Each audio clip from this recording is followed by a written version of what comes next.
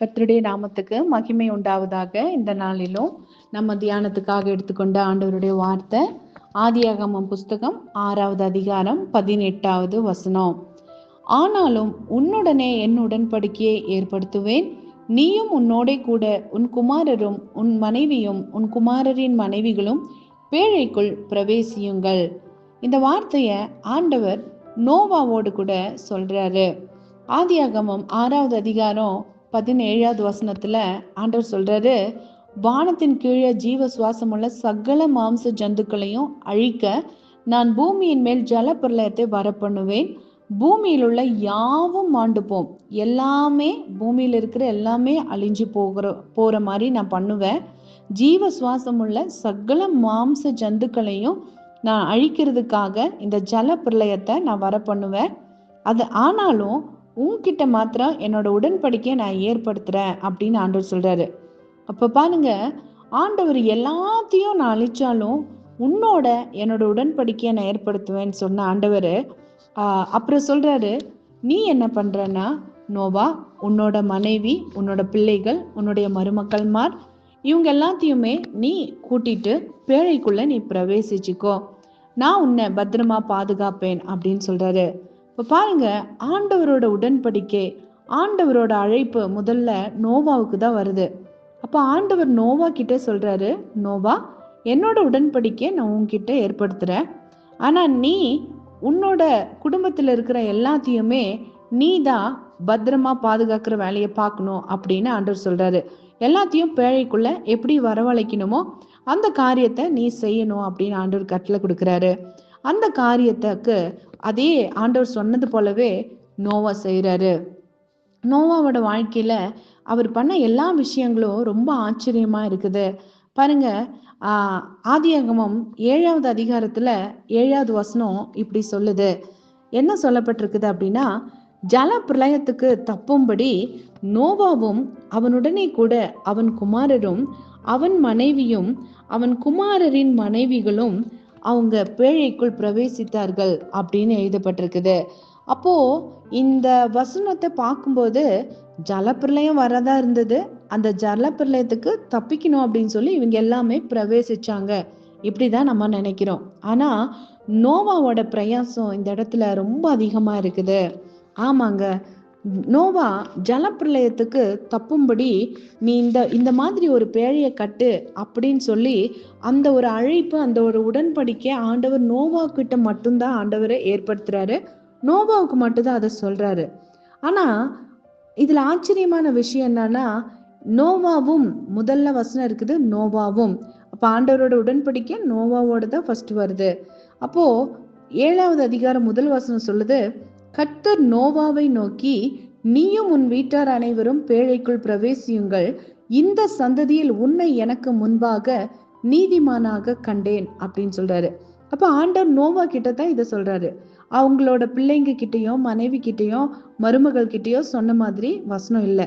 அதே 7:7 நம்ம பார்க்கும்போது ஜல பிரளயத்துக்கு தப்பும்படி நோவா, அவனுடனே கூட அவனோட குமாரர், அவன் குமாரனுடைய மனைவிகள், நோவாவின் மனைவி, இவங்க எல்லாருமே பேழைக்குள்ள பிரவேசிக்கிறாங்க. இப்போ முதல்ல ஜலப்பிரளயத்துக்கு தப்பும்படி இந்த வசனத்தை வாசிக்கும் போது இந்த காலகட்டத்துல நீங்களும் நானும், ஆண்டவர் நமக்கு ஒரு எச்சரிப்பு கொடுக்கிறாரு. இந்த உலகத்துல ஒரு அழிவு வரப்போகுது, இந்த அழிவுக்கு நீ தப்பிக்கணும்னா நான் சொன்ன மாதிரி என்னோட பேழைக்குள்ள நீ வரணும், நான் சொன்னது போல உன்னோட வாழ்க்கையில நீ பேழை கட்டணும் அப்படின்னு ஆண்டவர் நமக்கு சொல்றாரு. இப்போ முதலாவது அதுக்கு தப்பும்படி, இந்த உலக அழிவுக்கு தப்பும்படி ஆண்டவரோட எச்சரிப்பின் சத்தத்தை நீங்களும் நானும் கேட்கணும்.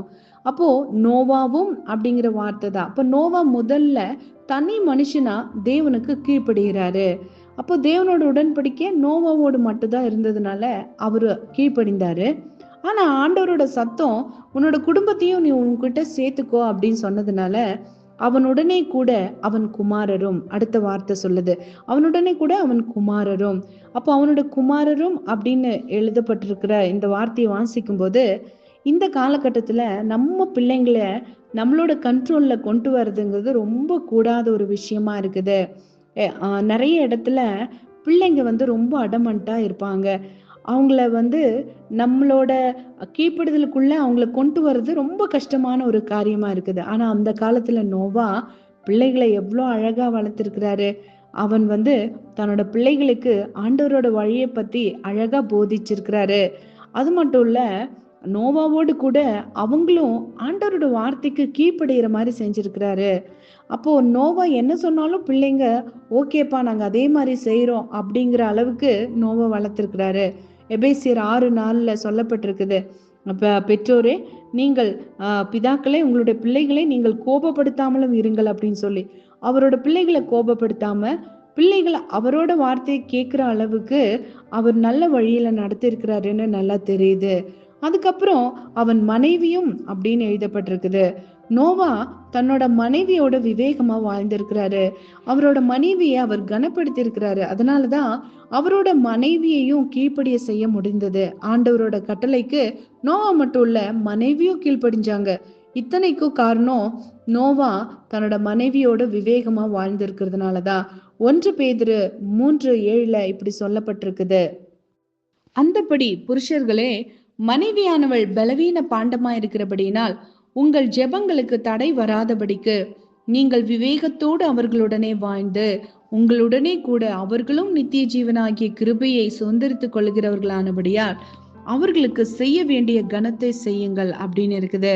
இந்த வசனத்துக்கு ஏற்றபடி புருஷனா இருக்கிற நோவா என்ன பண்ணாருன்னா, மனைவியோட அவர் விவேகமா வாழ்ந்தாரு. அப்போ மனைவியும் பேழைக்குள்ள வர்ற மாதிரி அவர் செஞ்சாரு. அதுக்கு அடுத்ததா பார்க்கும்போது அவன் குமாரரின் மனைவிகளும், நல்லா யோசிச்சு பார்த்தீங்களா? இப்போ அவனோட குமாரரையும் அவர் எப்படியோ வரவழைச்சிட்டாரு. அவர் பேழைக்குள்ள வர வச்சாரு. அவரோட மனைவியையும் வர வச்சாரு. ஆனா மருமகள்கள் அப்படின்னு பார்க்கும்போது அவங்க வெவ்வேறான குடும்ப பின்னணியில இருந்து வந்திருப்பாங்க. 3 மருமகள்மார்களும் வேற வேற குடும்பத்துல இருந்து வந்த பெண்கள். அப்போ அந்த பெண்களையும் கூட இவர் தன்னோட ஆண்டவர் தனக்கு விதித்த அந்த கட்டளையில கீழ்ப்படிய பண்ணணும் அப்படின்னா அது ரொம்ப கடினமான ஒரு விஷயம். ஆனா நோவா அதை ரொம்ப அழகா செஞ்சிருக்கிறாரு. அப்ப அவர் மருமகள் கிட்ட அவர் எப்படி நடந்திருப்பாரு, அவங்கள மகள் போல நடத்தியிருப்பாரு. அவரோட வார்த்தைய அவர் என்ன சொன்னாலும் அவங்க கேட்கிறபடி அவர் அந்த அளவுக்கு அவர் இவரை ஹானர் பண்ற அளவுக்கு அவரோட வாழ்க்கை முறை இருந்திருக்கும் அப்படின்னு தான் நமக்கு தோணுது. அப்படி இல்லைன்னா இந்த காலத்துல யாருமே அவங்களோட வீட்டுக்காரர் பேச்சையே கேட்க மாட்டாங்க. யாரு கேட்பாங்க? மழைன்னா என்னன்னே இந்த உலகத்துல யாருக்கும் தெரியாது. வெறும் தரையில போய் இவர் பேழையை கட்டிட்டு இருக்கிறாரு. அந்த பேழைக்குள்ள இப்ப எல்லாருமே போகணுமாமா, அதுவும் மிருக ஜீவன்கள் எல்லாத்தையும் உள்ள கூட்டிட்டு போகணுமாமா அப்படின்னு அவங்க வீட்டுல இருக்கிறவங்க சொல்லும் போது அதை கேட்கறதுக்கு அவங்களுக்கு ரொம்ப கஷ்டமா இருந்திருக்கும். இது என்ன இவரு வித்தியாசமா ஒரு காரியத்தை சொல்றாரு அப்படின்னு அவங்க யோசிச்சிருப்பாங்க. ஆனா பாருங்க, அப்படியெல்லாம் அவங்க யோசிக்காம மாமா என்ன சொல்றாரோ அந்த மாமனார் சொன்ன காரியத்துக்குள்ள அவங்க கீழ்ப்படிஞ்சு வராங்க. வேதத்துல இன்னொரு சம்பவத்தை கூட நம்ம பார்க்க முடியும். லோத்து அவரோட பிள்ளைகளுக்காக 2 மருமகன்களை அவர் ஃபிக்ஸ் பண்ணி வச்சிருக்கிறாரு. இப்போ திடீர்னு ஆண்டவர் இந்த சோதோம் கொமோர பட்டணத்தை நான் அழிக்க போறேன் அப்படின்னு சொல்லிட்டாரு. அப்போ அந்த பட்டணம் அழிய போகுதுன்ன உடனே அங்க தூதர்கள் சொல்றாங்க, உனக்கு வேண்டப்பட்டவங்க யாராவது இருந்தாக்கா நீங்க போய் அவங்கள அழைச்சிட்டு வரலாம் அப்படின்னு. அப்போ இவர் போய் ஓடி போய் சொல்றாரு, அவரோட மருமகள்மார்கிட்ட பேசுறாரு. மருமகன் கிட்ட, நீங்க வாங்க, தயவு செஞ்சு ஆண்டவர் இப்படி சொல்றாரு, இந்த உலகத்தை, இந்த சோதோம் கொமோர பட்டணத்தை ஆண்டவர் அழிக்க போறாரு. அதனால தயவு செஞ்சு நீங்க இப்பவே என் கூட எழுந்து புறப்பட்டு வாங்க அப்படின்னு. ஆனா அவங்க சொன்ன பேச்ச கேட்கல. அவங்களோட பார்வைக்கு அவங்களோட மாமனாரு பரியாசம் பண்றதுதான், அவர் என்னமோ ஜோக் அடிக்கிறது மாதிரி அவங்களுக்கு தெரிஞ்சது. அப்ப பாருங்க, இந்த இடத்துல மாமனாரோட பேச்ச மருமகன்கள் அவங்க கேட்கல, மருமகனா வர வேண்டியவங்க கேட்கல. ஆனா இங்க நோவாவோட பேச்ச 3 மருமகள்மார்களும் அழகா கேக்குறாங்க. அப்போ இதெல்லாத்துக்கும் காரணம் நோவாவோட வாழ்க்கை தான். அவர் எவ்வளோ பொறுமையா அல்லது எவ்வளோ சாந்தமா மருமகள் கிட்ட அவங்க நடந்திருப்பாங்க. அவங்க பிள்ளைகள் கிட்ட, மனைவி கிட்ட, மருமகள் கிட்ட நோவா எவ்வளோ அழகா அன்பா நடந்திருப்பாரு. அதனாலதான் அவங்க எல்லாருமே நோவாவுக்கு தான் ஆண்டவர் உடன்படிக்க, நோவா கூட தான் ஆண்டவர் பேசினாரு. ஆனா இவங்க 8 பேருமே அதுக்குள்ள, மத்த 7 பேரும் உள்ள வர்றதுக்கு நோவாவோட பிரயாசம் அதுல பல மடங்கு பங்கு வகிச்சது நமக்கு தெரியுது. இப்போ இந்த வார்த்தை நம்ம வாழ்க்கையில நமக்கு எதை கற்றுக் கொடுக்குது அப்படின்னாக்கா, ஆண்டவர் இப்போ நமக்கு ஒரு எச்சரிப்பு கொடுத்திருக்கிறாரு. இந்த உலகம் அழிய போகுது. இந்த அழிவுக்கு முன்னாடி நீங்க என்ன செய்யணும் அப்படின்னு சொல்லி ஆண்டவர் நமக்கு சொல்லியிருக்கிறாரு. மத்தேயு 24வது அதிகாரத்துல 38, 39 வசனங்கள் இப்படி சொல்லுது. எப்படி எனில், ஜலப்பிரளயத்துக்கு முன்னான காலத்திலே நோவா பேழைக்குள் பிரவேசிக்கும் நாள் வரைக்கும் ஜனங்கள் புசித்தும் குடித்தும் பெண் கொண்டும் பெண் கொடுத்தும் ஜலப்பிரளயம் வந்து அனைவரையும் வாரி கொண்டு போக மட்டும் உணராதிருந்தார்கள். அப்படியே மனுஷகுமாரன் வரும் காலத்திலும் நடக்கும் அப்படின்னு வசனம் சொல்லுது. ஆமாங்க. இப்ப ஆண்டவர் எதுக்கு இதை நமக்கு சொல்றாருன்னா, அந்த நாட்கள்ல ஜனங்கள் எப்படி இருந்தாங்களோ, பாவத்துல மூழ்கிட்டு இருந்தாங்களோ, அவங்க உலகத்துல நடக்கிற எதையும் பத்தியும் அவங்க யோசிக்கவே இல்லை. இந்த உலகத்துல பாருங்க, காலநிலை மாற்றங்கள், இந்த உலகத்துல உலக வெப்பமயமா போயிட்டு இருக்குது. நிறைய டேஞ்சரான விஷயங்கள் எல்லாம் நடந்துட்டு இருக்குது. ஆனாலும் புசித்தும் குடித்தும் பெண் கொண்டும் பெண் கொடுத்தும் உலகத்துல என்ன நடக்குதுன்னு யோசிக்காம அவங்களோட வழியில அவங்க போயிட்டு இருக்கிறாங்க. இப்ப ஆண்டவர் நமக்கு சொல்றாரு, இப்போ என்கிட்ட ஆண்டவரோட உடன்படிக்கை வருது அப்படின்னா, ஆண்டவர் என்ன தெரிந்தெடுத்திருக்கிறாரு என்னோட குடும்பத்துல அப்படின்னா, என்னோட குடும்பத்துக்கு நான் தான் நோவா போல. நான் என்ன பண்ணணும், என்னோட பிள்ளைகள் அல்லது என்னுடைய கணவன், என்னுடைய மருமகள்கள் அல்லது என்னுடைய மருமகன்கள், நம்ம ஆண்டவர் நம்மளை அழிச்சதுனால நமக்கு ஆண்டவர் பேழையை கட்ட உத்தரவு கொடுக்கிறாரு. பேழைக்குள்ள போகணும்னு நமக்கு உத்தரவு கொடுக்கிறாரு. அப்போ அந்த பேழைக்குள்ள நம்ம மட்டும் இல்ல, நம்ம குடும்பத்துல இருக்கிற அத்தனை பேரையும் நம்ம கூட்டிட்டு போகணும். இப்போ ஆண்டவரோட ஆசை, எதிர்பார்ப்பு என்ன? குடும்பத்துல நம்ம மட்டும் ரட்சிக்கப்பட்டிருந்தோம்னா, நம்மளோட ரட்சிப்பின் அந்த அனுபவத்தை நம்ம வீட்டுல இருக்கிற அத்தனை பேரும் பெற்றுக்கொள்ளணும்.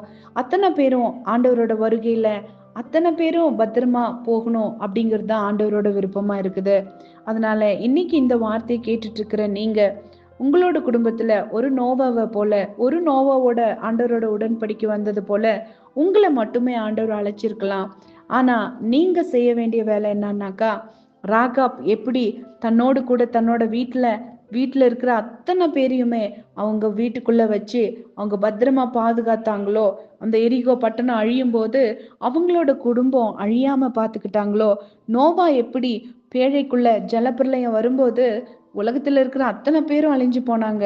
ஆனா நோவாவோட கூட 8 பேர் மாத்திரம் தப்பினார்கள் அப்படின்னு இருக்குது. அப்போ இதுக்கு காரணம் நோவாதான். அதே போல நம்ம வாழ்க்கையிலும் நம்ம மட்டும் தப்பிக்கிறது மாத்திரம் இல்ல, நம்ம கூட நம்மளோட குடும்பத்தையும் ஆண்டவர் நமக்கு தந்த அந்த கட்டளையை ஏற்றுக்கொண்டு ஆண்டவரோட வார்த்தைக்கு கீழ்ப்படிய வைத்து அவங்களும் பேழைக்குள்ள வர மாதிரி நம்ம செய்யணும். நம்ம ஜெபிக்கலாம். ஆண்டவரே, இந்த அருமையான வேலைக்காக உமக்கு நன்றி. இந்த வார்த்தையை கேட்டுக்கொண்டிருக்கிற உங்களுடைய பிள்ளைகளுக்காக நன்றி அப்பா. யாரெல்லாம் இந்த வார்த்தையை கேட்டுட்டு இருக்கிறாங்களோ, அவங்களோட வாழ்க்கையில நோவாவோடு உங்களோட உடன்படிக்கைய நீங்க ஏற்படுத்தினது போல அவங்களோட குடும்பத்துல அவங்களோடு கூட நீங்க உடன்படிக்கையை ஏற்படுத்தியிருந்தீங்கன்னா, அவங்க மட்டும் இல்ல ஆண்டவரே, உம்முடைய எதிர்பார்ப்பு அவங்க குடும்பத்துல இருக்கிற அத்தனை பேருமே பத்திரமா பாதுகாக்க பண்ணுங்கிறது தான் உங்களோட ஆசை ஆண்டவரே. அதை புரிஞ்சு கொண்டு ஆண்டவரே, எங்களோட வாழ்க்கையில எங்களை அழைத்த எங்களோட ஆண்டவரோட விருப்பத்திற்கு ஏற்றபடி நாங்க மட்டும் இல்ல, எங்க குடும்பத்துல இருக்கிற அத்தனை பேரையும் ஆண்டவருக்காக நாங்க ஆதாயம் செய்வோம்னு சொல்லி ஆண்டவரே, உமக்காக, உம்முடைய வார்த்தைக்காக, உம்முடைய நோக்கத்தை நிறைவேற்ற உம்முடைய பிள்ளைகள் ஆண்டவரே உழைக்கட்டும் ஆண்டவரே. இந்த ரட்சிப்பு எங்களுக்கு மட்டும் இல்ல, எங்க குடும்பத்துல இருக்கிற அத்தனை பேருக்கும் அப்படின்னு சொல்லி அதை விசுவாசித்து அந்த ரட்சிப்பின் அனுபவத்துக்குள்ள குடும்பத்துல இருக்கிற ஒவ்வொருத்தரையும் நடத்தும்படி ஆண்டவரே அவங்களுக்கு உதவி செய்யுங்க. எங்கள் ஜெபத்தை கேட்டு நீர் அப்படி செய்கிறபடியினால் உமக்கு நன்றி. இயேசுவின் மூலம் கேட்கிற நல்ல பிதாவே. ஆமேன், ஆமேன்.